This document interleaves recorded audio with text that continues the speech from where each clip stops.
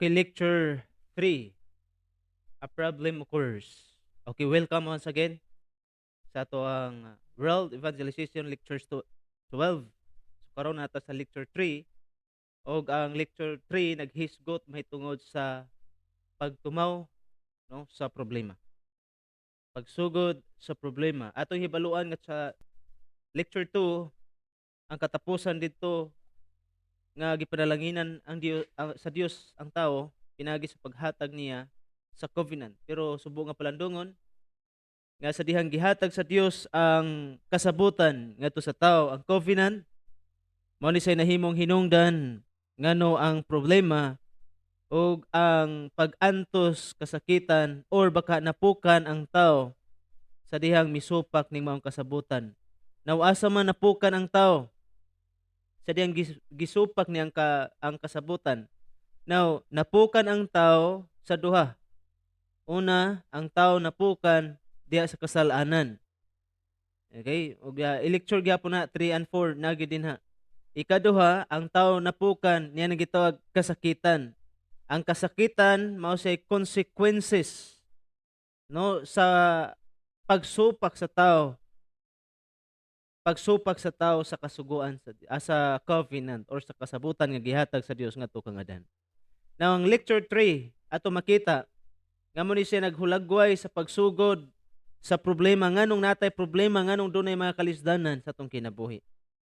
Now, first point, sa diyang misupak ang tao sa covenant nga gihatag sa Dios, nabungkag ang panalangin ang kalinaw, nawagtang ang tanan. Everything is lost.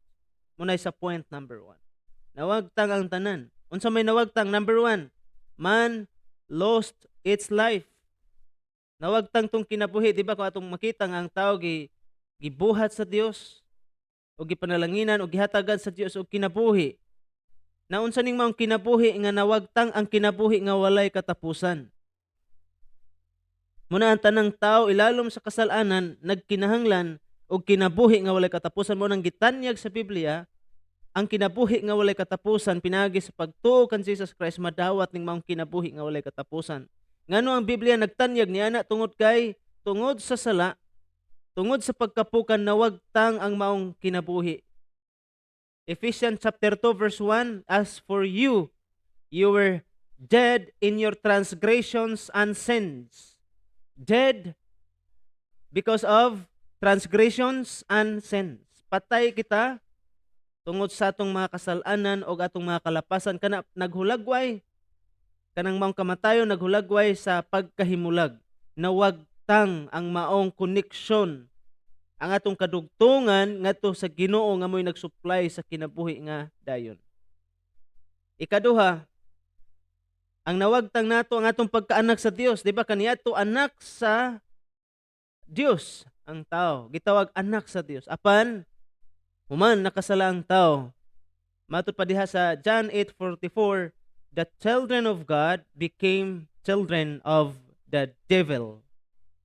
So ang anak sa Dios kaniadto nahimong anak sa kaaway. John 8:44, you belong to your father the devil, and you want to carry out your father's desire. He was a murderer from the beginning, not holding to the truth, for there is no truth in him. When he lies, he speaks his native language, for he is a liar and the father of lies. Native language niya, lying. Si Satanas siya gitawag amahan sa tanang bakak, ug amahan sa tanang bakakon. Nya matod pa dinhi nga kamo nahimong anak sa kaaway nganuman tanan nato nakapamakak tanaw kanus aba ang tao tawgong bakakon bisan ka isa lang bakakon na ka. Og tungod kay ang tanang tao nakapamakak man din kitang tanan mga anak sa kaaway. Muna diha nimo makita nawagtang ang maong pagka-anak sa Dios nahimutang anak sa kaaway.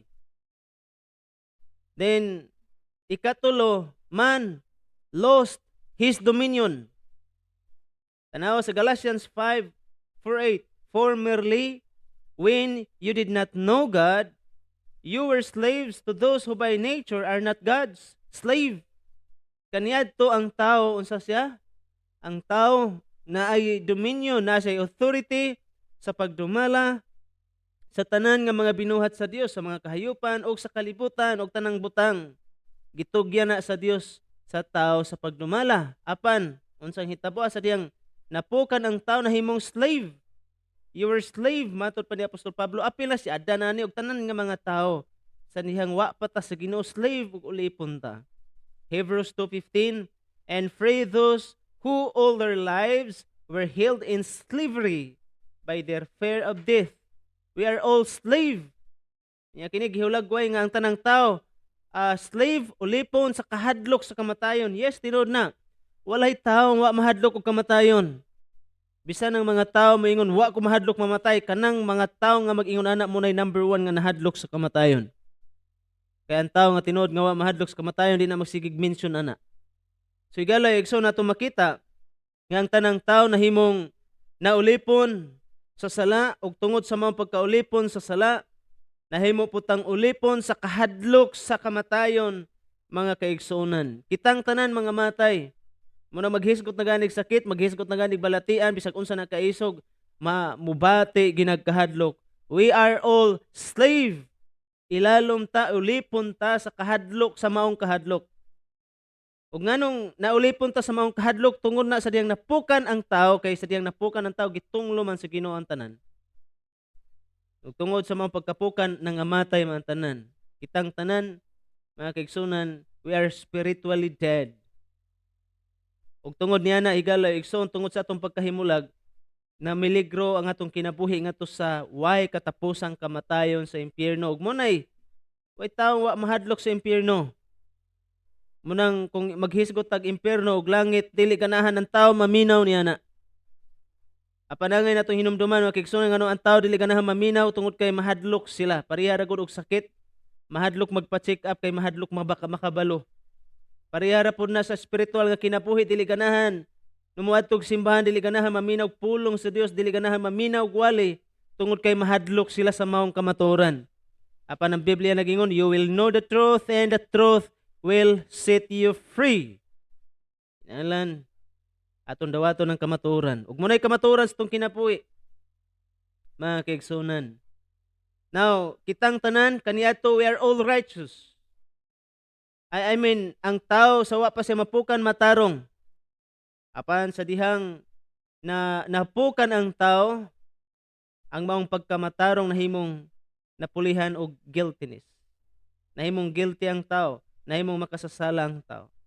Ang pagkabalaan sa tao nahimong makasasala. So napukan ang tanan sa Roma 3:23, for all have sinned and fall short of the glory of God. So daghan nga nawagtang pagkamatarong, pagkabalaan, nawagtang na.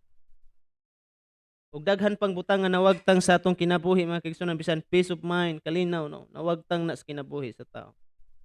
Now, point number 2 atong tanawon, ang kahimtang sa tao diha sa iyang pagkapukan sa kasalanan. Sa Genesis 1:2, muni kahimtang sa tao sa diyang napukan na siya diha sa kasalanan. Genesis 1:2, gihulagway diha, no. Now the earth was formless and empty. Darkness was over the surface of the deep, and the Spirit of God was hovering over the waters. Unsay gingon dinhi mga kaigsunan, the earth is formless and empty. Munay hulagway sa kinabuhi ilalom sa kasalanan, sa diyang napukan ang tao. Formless. Why purma? Then empty. Why sulod? Daghan kinabuhi bisan mga dato, no, daghan nga mga dato nga tao, daghan nga mga sikat nga tao, apan nabati gihapon nila nang gitawag emptiness sa ilahang kinabuhi. Nganuman normal na sa tao nga mubati gyud emptiness sa iyang kaugalingon kung wala si Kristo sa iyang kinabuhi. Higala igsoon, kinahanglan masabtan nato higala igsoon nga sa atong kinabuhi empty ang atong kinabuhi kung walay Kristo, no, sa ato ang kinabuhi. In Genesis chapter 6:5, munay kahimtang sa tao diha sa kasalanan. Genesis 6:5, the Lord saw how great man's wickedness. Ang Dios mismo mo'y nakakita nini. O dili ni masayop, mao gyud ni kamatuoran. God saw how great man's wickedness on the earth had become, and that every inclination of the thoughts of his heart was only evil all the time. Take note anang word, only evil all the time. The thoughts of his heart was only evil all the time. Kana gipakita dinhi ang kahimtang sa tao ilalom sa kasalanan. Ang iyang panghuna-huna, evil all the time. Moagrita or dili? Tinood na siya. Kung ang tao wala ang pulong sa Dios, kung ang tao wala ang Holy Spirit, kung ang tao wala ang Dios yung kinabuhi, mao ginay mahitabo, evil all the time. Jeremiah 17:9, the heart is deceitful above all things and beyond cure. Who can understand it? The heart is deceitful and kasing-kasing malimbungon. So diyan mo makita mo na kahimtang sa tao ilalom sa sala. Malimbungon ang iyang kasing-kasing. Kasing-kasing sa tao din hiyang gisgutan. Tanang tao ana ay kasing-kasing. Now sa Matthew chapter 11 verse 28, come to me all of you who are weary and burdened and I will give you rest. So din higihulagway nga ang tao ilalom sa kasalanan, weary and burdened. May kang weary, gi kapuyan na pagayo, burden bugatan na pagayo. Muni kahimtang sa usa ka tawo ilalom sa kasalanan nabugatan, no? Naluya pagayo. Unsa may nakapabugat sa tao, struggle sa kinabuhi, struggle sa sala, struggle sa negosyo, struggle sa panimalay, struggle sa trabaho.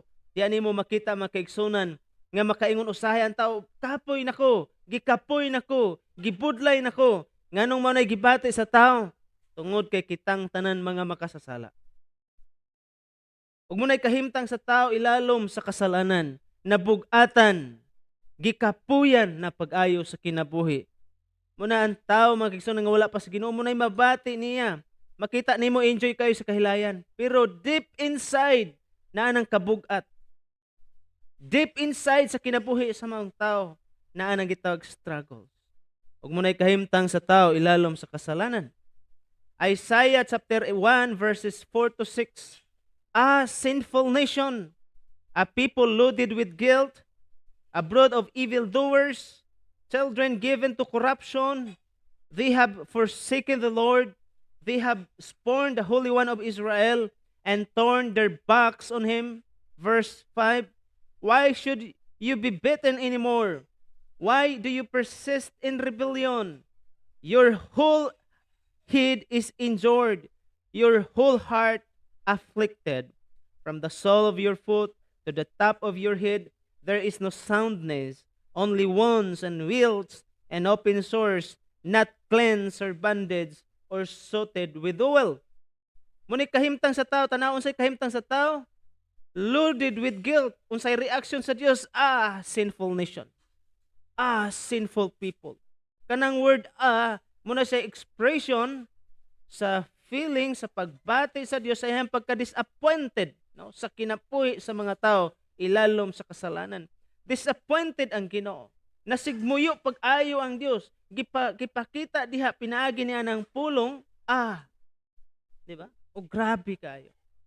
Kung sa tawhanon pa ni ato ihulagway makigsunan, daw gihikap sa Dios ang kiyang kasing-kasing sa kasakit, iyang gipukpok ang iyang dugan sa kasakit, gipakita diha ang pagbati nga disappointed kayo ang Ginoo tungod sa kasalanan sa tao, tanawa loaded with guilt, brood of evildoers, children given to corruption, they forsake the Lord, they spurn the Holy One of Israel, and turn their backs on God. Muni ilang kayo, gitalikdan na nila ang Dios. Gipanamas-tamasa na nila ang Dios. Then him, muni giingon sa Ginoo, why? Ngano man, nga padayon man yung sakiton ng iyong kaugalingon. Why you persist in your rebellion? Ngano magpadayon man mo sa inyong pagrebelde? Your whole head is injured. Your whole heart afflicted. Tungod sa inyong gibuhat nga daot na noon mo. Abi ninyo higala Egson, ang gipasabot ni Iniba, damor ang tao magtagbaw diha sa kahilayan, diha sa kasalanan. Damor ang tao nga daw gisamara niya ang iyang kaugalingon diha sa kasalanan. Sama diri sa paghulagway nga natanak na sa samad ug bunog ang iyang lawas tungod siyang gibuhat.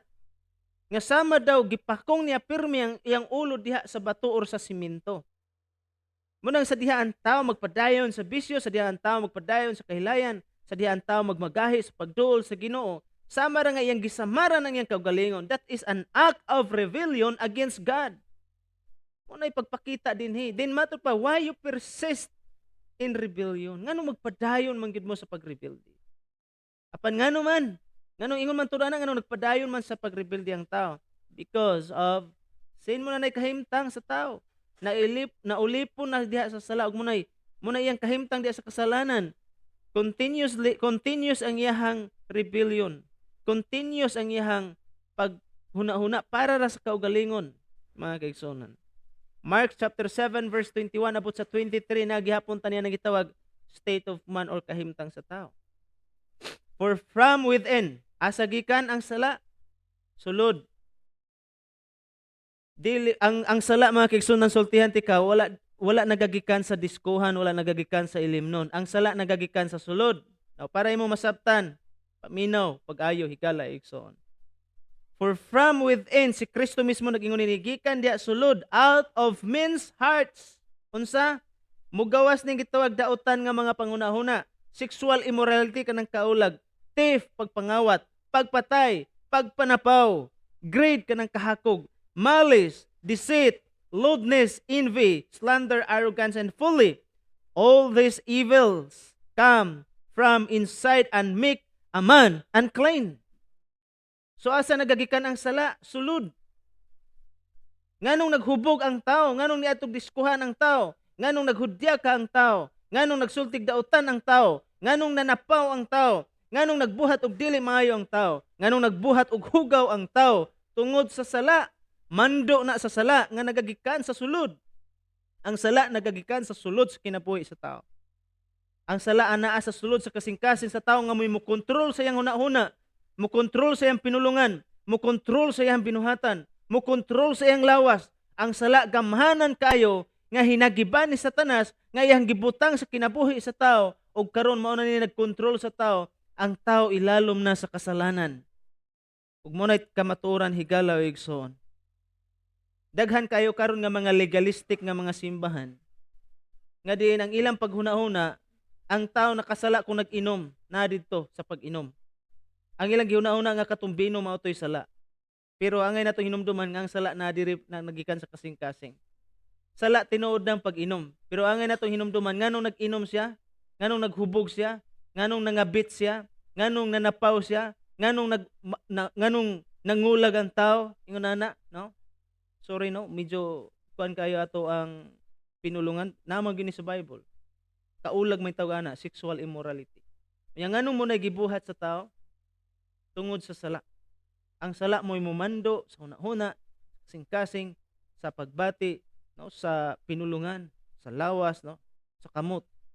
Munay mumando, munay mo drive ang sala sa kinabuhi sa tao, munang mubuhat siya sa gimando sa sala nga naa sulod sa iyahang kasing-kasing. Muna ang tao naghubog, muna ang tao nanapaw, muna ang tao nagbuhat ug maayo, muna ang tao mupatay tungod na sa sala nga naa sulod nagmando sa kinabuhi sa tao. Ug munay kahimtang sa tao ilalom sa kasalanan. Sa Genesis chapter 3 verse 16 to 19, diha gihulagway ang tunglo sa Dios. Gitunglo sa Dios ang babae sa verse 16, to the woman he said, I will greatly increase your pains. Pains is in plural form. Buti pasabot daghaning kasakitan. Abi nimo kana nga kasakitan first time in the Bible history, mga kigsunan, nga first time migawas ang word pain diha sa Genesis chapter 3. Diha ni gawas ng word pain. Sa diyang sila napukan sa kasalanan, as a consequences na gitawag pains. Nanay mga kasakitan. So, ang kasakitan, mga kigsunan, mao'y consequences. Mao'y resulta, no, sa pagsupak o pagkapukan sa tao diha sa sala. Kay duha raman, di ba? Duha ang napukanan sa tao sa diyang misupak si Adan sa covenant, napukan sila una sa kasalanan, munang ang tao makasasala na. Ikaduha tungod kay ang tao makasasala naman, kasakitan munang naatay linog, naigira, na trahedya, na mga kalamidad, tanan nga naman, ilalo man sa tunglo as a consequences, no, sa pagsupak nila. Muna si Iba gitunglo sa Dios nga magsakit no siya sa pagpanganak.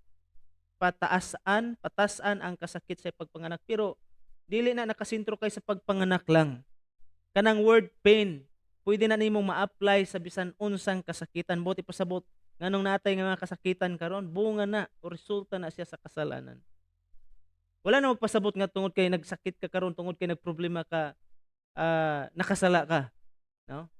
Nga karon pa na nimo nabuhat. Ang nimong hinumduman nganong naa na tungod kay human na napukan si Adan, ya kitang tanan nga gianak sa babae, mga makasasala ta og naatong nasunod ang sala no gikan ni Adan og Iba. Ato nang nasunod. Tungod kay ato man nang nasunod, busa makaambit pud ta mga kaigsunan sa tunglo sa maong kasalanan nga atong nasunod. Munang angin gyud ta. No? Wala na ingon nga pwede natong blimon, no? Di nato pwede ma-blame si Adan. Kay siya may atong covenant head, siya may representante nato. Kay sultihan ta mo bisag ikaw pa ibutang dito maor gihapon, parihar gihapon Adan ang imong buhaton. So di na nato usab ang history. History. Past is past. Imo na nay kamaturan nga nahitabo sa kasaysayan. Og why bisan kinsa nga makausab sa kasaysayan. Pero higala igsoon, pwede nimong mausab ang imong kaugmaon. Yes, tinuod na siya. Nga atong kinabuhi mga kaigsunan, napukan ta diha sa kasalanan na ulipon ta pero di na nato mabag-o tong atong nabuhat sa una pero pwede natong mabag-o ang atong kinabuhi o karon ug hangtod sa umaabot. Pinagi pagsunod kang Ginoong Hesukristo. Now padayon ta sa Genesis chapter 3:16 to 19 ato makita diha ang tunglo sa Dios ngadto sa babae og kang Adan og sa bitin. Tanawa ngadto kang Adan, because you listen to your wife and eat from the tree about what I commanded you, you must not eat of it. Cursed is the ground because of you. Hinungdan nganong natunglo ang yuta pag ingon sa Ginoo cursed is the ground, munang natay kalamidad. Apil na diha tong mga natural catastrophe. Cursed is the ground because of Edom. Then through painful toil you will eat of it all the days of your life. Pinaagi sa paghago, di una ka makakaon. I will produce thorns and thistles for you, and you will eat the plants of the field. By the sweat of your brow, you will eat your food until you return to the ground, since from it you are taken, from dust you are, and to dust you will return. Niabot ang kamatayon. Tungod sa maong pagsupak ni Adan, diha niabot dayon ang kamatayon. Pero angin nato hinumduman, kining maong kamatayon dunay duha ka klase, no? Tulo ka klase pag abot sa kung atong iapil ang eternal death. Pero ato lang tan-awon ang duha ka kamatayon nga masinati dinhi na sinati ni Adan. No? Unsa man ning duha ka kamatayon? Physical. Ang physical mo ni giingon dinhi, from dust you are, and to dust you will return. So tungod kay gikan ka sa abog, mobalik ka sa abog. So moabot gyud panahon nga mamatay ang lawas ni Adan. Pero ang spiritual death niabot na niya. Mo ni giingon sa Ginoo, sa tiyang mukaon kanini mamatay ka gayud. Muna niya tong sa diyang misupak si Adan, niabot didto ang kanang gitawag automatically miabot dayon niya ang spiritual death. Death means separation. Muna sa diyang tao na himulag sa Dios, dead spiritually. Muna sa diyang tao na bulag ang kalag gikan sa lawas, muna physical death. So kuha ninyo ang kahulugan sa kamatayon, separation. Panagbulag sa lawas o sa kalag, panagbulag tali sa Dios o sa tao, mao na ang kamatayon. Okay, Hebrews chapter 9 verse 27, just as man is destined to die once and after to face judgment, ang tao gibut-an nang mamatay sa usa kay gayon. Then human niya na hukom. Mao ni linyas kinabuhi sa tao higala igsoon nga dili nato pwedeng ikiyasan, kamatayon ug hukmanan. Why bisan kinsa makaikyas sa kamatayon? Ug walay bisan kinsa nga makaikyas sa hustisya sa Dios diha sa iyang hukmanan. Munay timan-i higala igsoon, diha nimo ma-realize nga nagkinanglan kag manlalaban. Why makaikyas niini? Dili ni paghulga sa kinabuhi sa tao pero mao gyud ni kamaturan. Matthew 25:41. Na dinhi ang silot no sa tanan tao mo atubang man sa hukmanan asa pud ihulog. Unsa may silot sa Dios dito sa iyang hukmanan sa mga tao nga wala mo ila og motuo sa iyang bugtong anak. Then he will say to those on his left, "Depart from me, you who are cursed, into the eternal fire, prepared for the devil and his angels." Kini nga bersikulo nagpakita makigsunan ngang impyerno ang gitagan-an, no? Sa impyerno si Satanas ug ang iyang mga followers. Si Satanas ug ang mga daotan nga mga anghel mao'y gitagan-an ini. Now, dili intention sa Dios higala igsoon kinahanglan masabtan na nimo. Dili intention sa Dios nga ang tao yang dalon sa impyerno ug wala mag-ingon ang Dios nga nagpili siya og tao aron dalon niya sa impyerno. Naay passage sa scriptures nga nag-ingon siya nga na ang Dios nagpili og tao aron iyang luwason, pero wala mag-ingon ang Dios nga nagpili siya og mga tao aron iyang iimpyernohon. Tungod kay ang impyerno intentionally gibuhat sa Dios alang kang Lucifer og sa iyang mga anghel, sa mga dautan nga mga anghel. Apan nganong dunay tao nga maimpyerno, ang tao may nipili nga moadtog impyerno. Ang tao gihatagan man sa Dios og kahigayunang maluwas. Ang tao gipadal-an man sa Dios og mga propeta, gipadal-an sa Dios og templo, namutong na mga pare sa una bisan sa Old Testament. Ang Israel gihatagag hari. Apan pakya silang tanan. Daghan nga mga tao wala maminaw sa propeta, daghan mga tao wala maminaw kan Jesus Christ, daghan mga tao nga wala maminaw sa mga apostoles, ug hangtod karon daghan mga tao wa gyapon naminaw. So buti pasabot ang tao mismo milipili aron mosulod ug moadto sila sa impyerno. Ayaw basuli ang pastor, ayaw basuli ang mga mensahero, ayaw basuli ang Dios. Higala igsoon kung sa impyerno ang imong padulngan. Tungod kay ato makita nga mismo ang tao radi ay maoy mopili aron maimpyerno, masilutan ang iyang kinabuhi dito sa impyerno. Sakit man nga kamatuoran pero mo na tinuod higala igsoon. Nga sa atong kinabuhi ang Dios gibuhat niya ang tanan aron ang tao makabaton og higayon kadi mo sunod ug moalagad kang Jesus Christ. Now nganong naani nga problema, nganong na impyerno, nganong naa tungod sa kasalanan. Na atong tan-awon ang pagsugod gyud kanus amang gyud ang detalye sa pagsugod sa problema. Nagsugod ang problema sa point number 3 mga kigsunan, the beginning of the problem. Nagsugod ni siya sa diyang Dios naghatag og covenant no ngadto kang Adan. Sa Genesis chapter 2 verse 16 to 17 mo na ang kasabutan sa Dios. And the Lord God commanded the man, "You are free to eat from any tree in the garden, but you must not eat from the tree of the knowledge of good and evil, for when you eat of it, you will surely die." Mao ni ang simpleng kasabutan nga gihatag sa Dios og tungod niini dunay duha ka epekto or consequences. Kung tumanon, mabuhi. Kung supakon, mamatay. Muni giingon dinhi. Diha dayon sila mga matay. Now ato makita makigsunan nga kining maong kasabutan nga gihatag sa Dios usa ka simple nga kasabutan ug sayon nga tumanon kung atong tan-awon nganuman sa tanang kahoy sa Garden of Eden usa lang ka kahoy ang dili nimo pwedeng kanon. Lisod siya kung ang tanang kahoy sa Garden of Eden mao'y dili pa kaon ug usa lang ka kahoy ang pwede nimong kaonon kana mao'y lisod. Apan ang kasabutan sa Dios ngadto sa tao luag kaayo. Usa lang kakahoy diha sa tungaan sa Garden of Eden ang dili ipakaon. Muna ato makita mga kaigsunan nganong sa kasayon sa maong kasabutan nga gihatag sa Dios nganong napukan man. Napukan ni siya tungod sa lingla ni Satanas tanawa. Sa Genesis chapter 3 verse 1. Sa unsang paagi gibungkag o nabungkag ang maong kasabutan o misupak tungod sa deceit ni Satanas nga to sa Bible. Kang deceit lingla. Tanawa, lingla. So ingnay mong kaugalingon, lingla.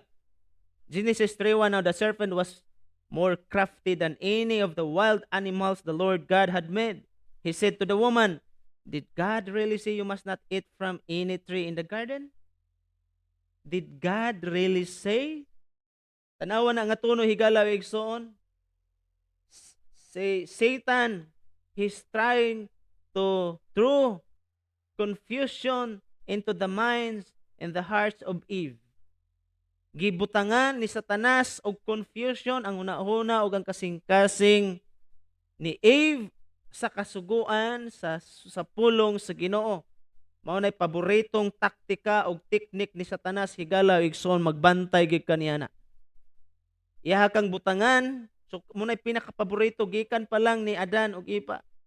Iyaha kang butangan higala igsoon o kanang gitawag confusion, kanang iyaha kang libugon, butangan ka og pagduha-duha sa pulong sa Ginoo ni Satanas. Munang kanang pagduha-duha sa pulong sa Dios, pagduha-duha sa imong pagtuo sa pulong sa Ginoo, sa sugo sa Ginoo, sa blessing, sa mga promises sa Ginoo. Trabaho na ni Satanas, lingla na, i-rebuke na, buhat na siya ni Satanas. Og tungod ni ining maong deceit, tungod ni ining maong lingla, napukan si Adan. Napukan si Eva. Tanawa sa verses 2 and 3. The woman said to the serpent, We may eat fruit from the trees in the garden, but God did say, You must not eat fruit from the tree that is in the middle of the garden, or you must not touch it, or you will die. Imong bantayan higala igsoon ngando nay sobra kapin. Now kinahanglan unsa may kapin dinhi, you must not touch it. Wala mag-ingon ang Dios bisan sa paghikap. Ang gingon lang sa Ginoo, ayaw ninyo kana, pero wa mo ingon ang Dios bisan sa paghikap. Na unsay makita nato, usahay ang tao baka na bang grabe ra ka exaggerated mag-interpret sa pulong sa Ginoo. Sobraan ra ba? Sa laktod kung masobraan gani, wala gid nimo nakopya pag-ayo, wala gid nimo natuhog pag-ayo ang punto ang pagtulunan sa Dios. Una importante kayo ng pagpaminaw og mensahe sa Ginoo. Munang ako ing dasig sa matag usa mga Kristohanon, magmatata. Matag Domingo dapat di ta matulog. Dapat maminaw kita pag-ayo sa pulong sa Ginoo nganuman aron ta dili mahisama ni iba. Naminaw tod siya sa pulong sa Ginoo pero wa niya gituhog nganuman. Daghang mga Kristiyan ingon anak podron ato simbahan nagnangatuod nagatubang ni pastor pero naapod tong cellphone. Munang dili kayo matuhog ang pulong sa Ginoo. Ug mo na sa sinungdan nganong dali mo malibog sa inyong kaugalingon. Nganuman nakadungog tuod mo sa pulong sa Ginoo pero wala ninyo natuhog pag-ayo ang tanan. Si Eva mo ni problema ni Eva. Kabalo siya pero wala niya nasabtan pag-ayo ang tanan. Nganuman di malagmit si Eva. Nagkuan ra to siya, naminaw siyang Adan sa gisulti ni Adan. Pero wala siya, dingaw-dingaw ra ng naong ba. Wala kayo makonsentrate. Parehara gud ron mga especially mga batanon magwali gani na cellphone, multitasking ba naanad na nang gitawag multitasking. Kay bisan gisultihan sa inahan nag-ana cellphone, nagklase anag cellphone. O bisag asa puro cellphone mo nang kining ulo ba naminaw man tuod pero tungod sa kadaghan niyang giatubang ang iyahang una-una mabahin di gid niya matuhog munay nahitabo ni iba munang nalingla si iba munang iyang gi-ignore. So tungod sa lingla ni Satanas na naglibog si iba munang iyang gi-ignore kanang word ignore kabalo siya pero iya gibaliwala ba nakakita ra gud ka pareha ra gud na naka sa inyong balay unya kita kag sagbot wala ra nimo gipunit murag dili ka taga diha sa inyong balay. Pareha ra na imong gi-ignore. Kita na ka pero wala ra. Ignore. So munay buti pasabot na ng ignorance, no. Nakabalo ka pero imo ra gibali wala. Munay nahitabo mga kigsunan. Then tungod kining gitawag unbelief or disbelief. Kabalo ka, nagtuo ka pero gibali wala ra gihapon nimo. Nagtuo ka sa pulong sa Ginoo. Now, diha sa Genesis 3:6, mikaon gid sila. Abi ninyo tungod sa unsa? Ang pinakadako nga temptasyon sa tao kining gitawag gining wisdom. No, nakita sa babae nga ang prutas nindot kay kanon og pleasing to the eye, nindot kayo sa mata, also desirable for gaining wisdom. Pinaka dako nga temptation sa tao desire. Be careful sa imo mga desire. Unay pinakapaboritong atakihon ni Satanas. Og tungod sa mga dakong desire, markaha og timan ini ninyo. Tungod sa dako nga tinguha higala igsoon, diha magsugod nga i-ignore na nimo mabutang na lang gitawag unbelief. Nagtuo ka pero sa imong dakong tinguha no sa lawas, dili na nimo to huna-hunaon ang kabubuton ang pulong sa Dios, imo na tong kalimtan. Nara na si kanang pulong kalimtan, nara na si imong kasing-kasing pero dili na nimo to mao'y buhaton. Ang imong buhaton ang tinguha na nimo. So tungod niya na mga kigsunan, tungod kay misupak man si Adan og Eva, then man was separated from God. So tungod sa pagsupak mga kigsunan, sa di nakasala sila si Adan ug Eva ngadto sa Dios, nahimulag sila. Separated. Ug mo na ang spiritual death. Separated. Death means separation. They were separated from God because of their disobedience, because of their sin. Genesis 3:23, so the Lord God banished him from the Garden of Eden to work the ground from which he had been taken. So gihinginlan sila sa Garden of Eden, kanap hulagway sa separation. Ang Eden mao'y hulagway sa presensya, sa dapit nga na dito ang Dios. Dito mo'y hulagway sa ilang fellowship nga to si Ginoo. Pero tungod sa sala naguba ang mga fellowship ug na-separate sila sa Ginoo. Diha na ang problema nga naman, ang Dios mo'y source sa tanan. He is our providence. Ngayon kang providence, siya'y tinubdan sa imong kinabuhi aron ka mabuhi. Tanan nimong gikinahanglan aron ka mabuhi na sa Dios. Apan sa diyang nahimulag ang tao, nawagtang ang maong connection, naputol ang maong providence, naputol mga kigsunan ang maong tinubdan sa kinabuhi. Munang problema kayo ang gidaghatan sa kinabuhi sa tao karon. Munang daghan kayong problemang mitumaw sa tong kinabuhi. Nganuman, kitang tanan nahimulag sa Dios.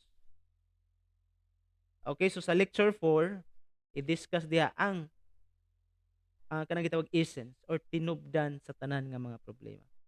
Okay, sa sunod nga higayon, ang Dios maga panalangin. Proceed ta sa lecture 4.